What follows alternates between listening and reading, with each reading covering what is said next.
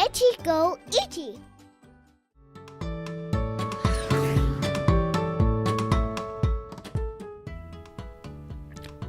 Yes.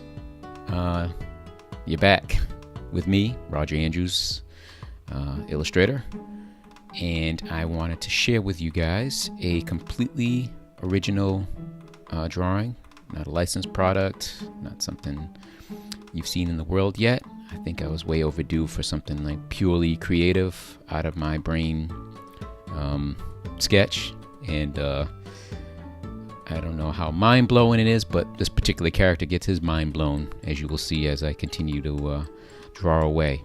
So, process. We'll get into that right away before we get into the specifics of this drawing. Process is something all artists have, and I do as well, and I want to share my specific take on it. For me, it's just a matter of loosely and gesturally sketching out the complete layout, trying to find the key elements within that composition. And composition essentially is how you lay it out. And then I go in and I kind of refine it.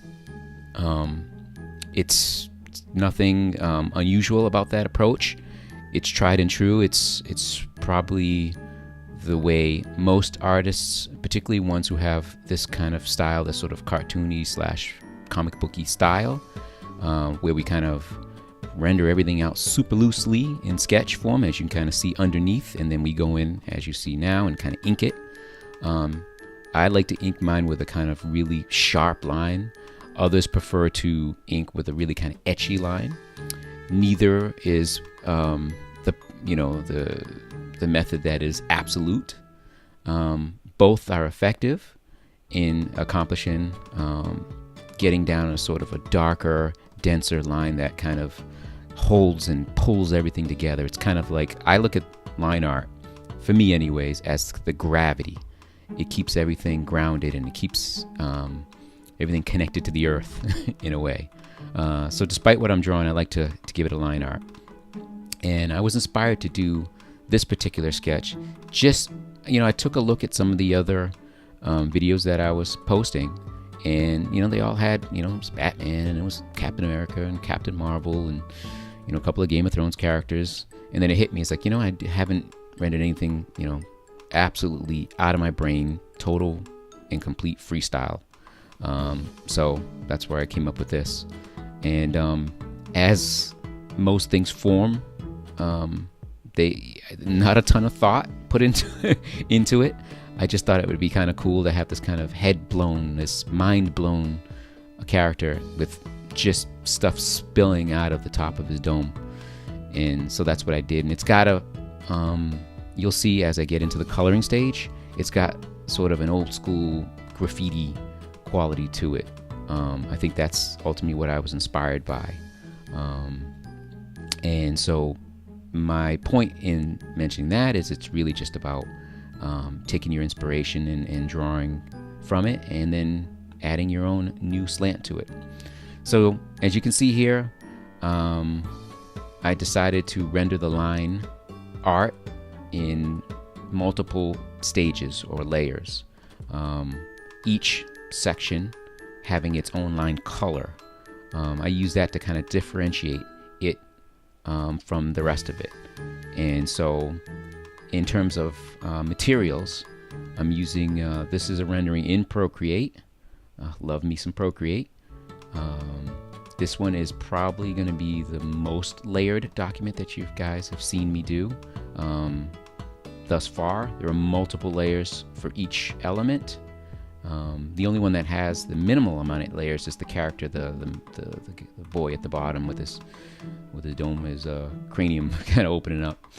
But everything else has got, as you can see, a line art layer in its own individual color, and there's essentially 4 characters, I guess, 5 if you want to include those little weird TVs with spider limbs crawling all over everything. You'll see, I'll zoom in at some point when I get into the flattening in the colors and adding highlights and such.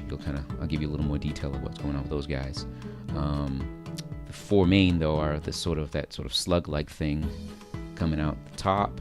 This weird, I don't know, kind of a mix between a seahorse and a dragon with kind of weird claw finger things coming off of it, and that kind of quasi three-eyed badger with udders, I should say, running a series of udders running along its belly. I don't know what's going on there. So if anyone has any analysis of why this exists in the world and came out of my brain, feel free to post it in the comments.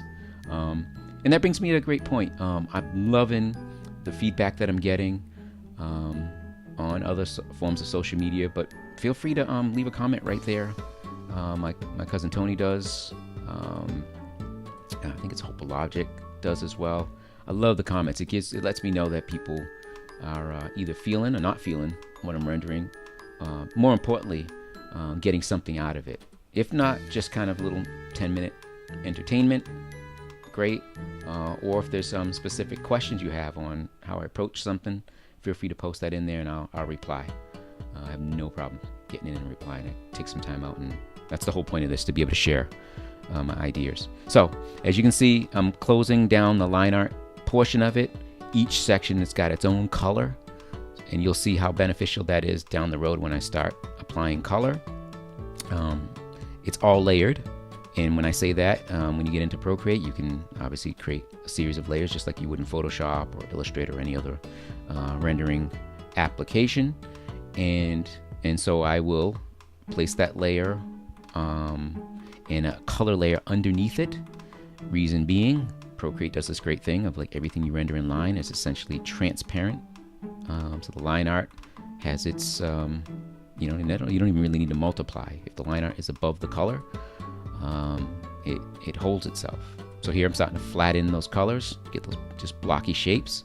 I use essentially the lasso tool, and I go around, I create a layer, and I render all the colors on that layer. I just literally trace out the outer portion of the line, and then I fill with a color. I select the color and I fill it.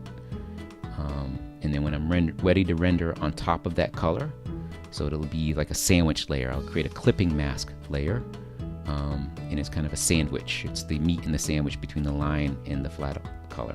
All right, so at this point I've applied a yellow background layer underneath everything, and I just started highlighting. Sometimes when I'm rendering, I will start with the highlight. I kind of have the mid-tone, and then I apply a highlight on it, and oftentimes that's enough for me, for my rendering style. In this case, I chose to give it a shadow layer as well. So as I go to each individual character, that's going to be the approach. I'll either start with a shadow layer, as I have here in this weird seahorse dragon looking thing, and then start applying the highlight. I'm not sure what determines that. It's kind of a feel thing, and it'll be a feel thing for you as you render as well.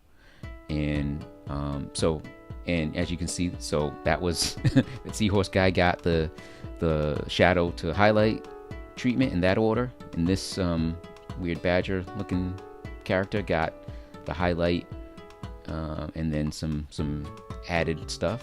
These weird sort of old school tube television spider characters, I believe, got the highlight first and then the shadowing. I think at some point I do the same here. Actually, I reversed it again. The character deep in the background, that ghost-like character, got the shadow and then highlight applied. And I think I go back in and kind of juice up his face mask thing with a bit more shadow down the road. And so I'm starting to put the finishing touches. I'm sort of degrading some of the color as where it bursts out of the head, where the sort of tentacle-like portions burst out of the head, and then applying a little more highlight to the character at the bottom. I wanted him to be knocked back. I want your focus to be on those weird monsters coming out of his head, and less on him. So if you notice, the highlight color is not super intense, because I want your eye to move up the rendering, up the drawing, and not focus down on what's going on at the bottom of the page. So, you know, good trick for that is just kind of make your colors less intense, where you don't want your viewer's eye to focus. That's a super great, you know, tip. It's pretty common practice for anyone who renders in color. So, finishing touches. There's my piece. I'm calling it Whoh Jack Yellow, for the yellow Jack yellow background. And hope you dig it. It's pure imagination, and so it's something I would like you guys to focus in on. And that is that. So, SketchyGOichie, live your moment. Happy sketching, y'all. Peace.